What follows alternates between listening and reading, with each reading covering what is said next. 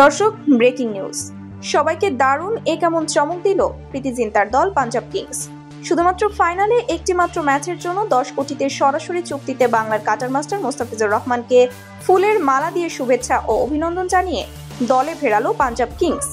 দর্শক, খবরের বিস্তারিত জানতে ভিডিওটি না টেনে শুরু থেকে শেষ পর্যন্ত দেখতে থাকুন। দর্শক, মার্চের 22 থেকে অবশেষে 3 জুন আইপিএল এর 18তম সংস্করণের ফাইনাল। দীর্ঘ টুর্নামেন্ট শেষে নতুন চ্যাম্পিয়নের অপেক্ষা। কাল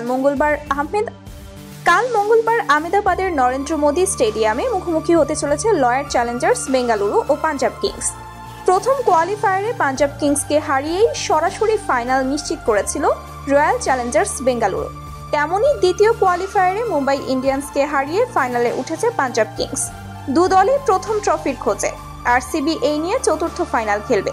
পাঞ্জাব কিংসের দ্বিতীয় ফাইনাল। ইন্ডিয়ান প্রিমিয়ার লিগের আইপিএল মরশুমের মেগা ফাইনালে মুখোমুখি হতে চলেছে royal challengers Bengaluru Punjab Kings.